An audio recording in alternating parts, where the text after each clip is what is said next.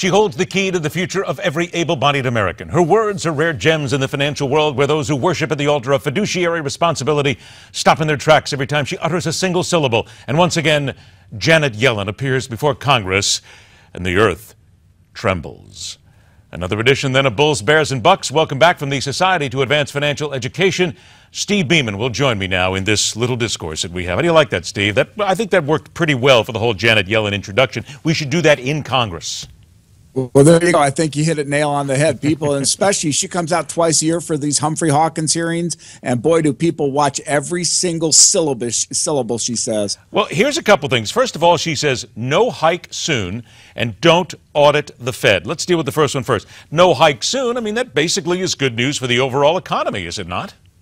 Yeah, as you and I have talked, we're getting mixed signals on this economy constantly. They just announced today consumer confidence dropped again in January. So there's real no assurance that this growth the Fed wants to see before they raise rates is going to be there. So they're backing off a little bit on their near-term rates. The bet's now September-ish, but we'll have to see if the economy continues to sputter or actually kicks into growth. Now, Rand Paul last month reintroduced his Audit the Fed bill, which would basically expose the bank's monetary policy discussions to the public at this point. Now, local banks are against it. Is this a good idea?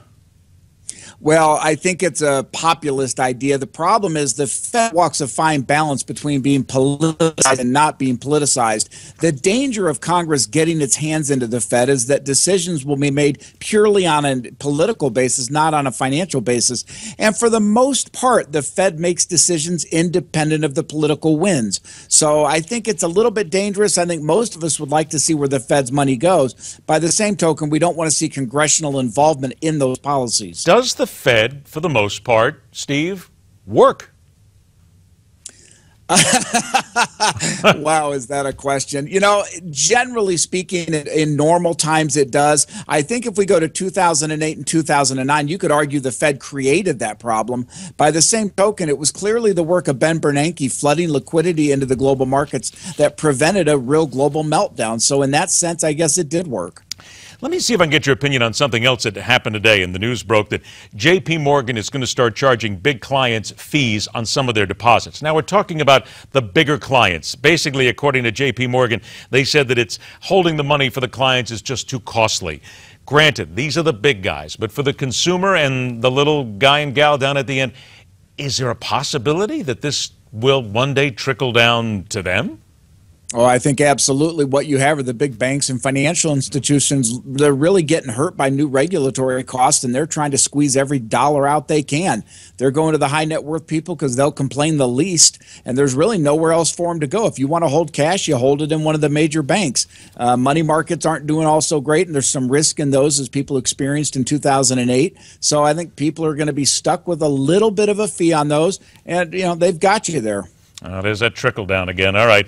The President's administration, new rules that would require a higher standard for those who offer advice on retirement accounts. This, again, sounds basically at its core like a pretty good idea.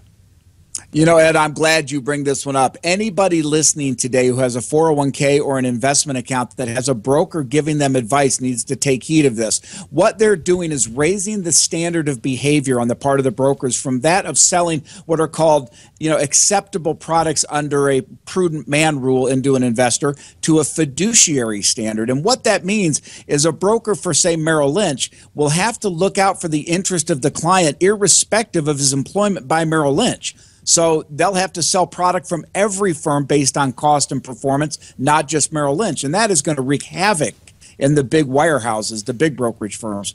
All right, final shot with about 40 seconds to go here. Drone makers expecting a big surge in sales, military and civilian drones to the Gulf states. So is it maybe a good idea to start investing in those companies that create drones?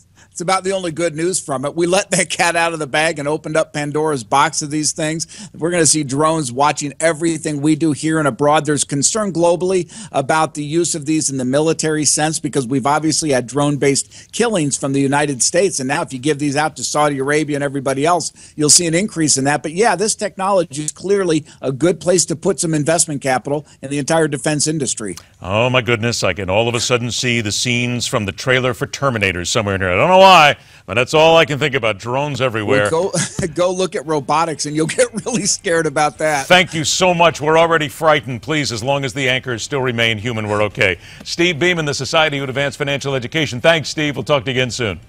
Thank you, Ed. All right. It's the social comment from the Academy Awards that is still bouncing around not only Hollywood, but every American workplace.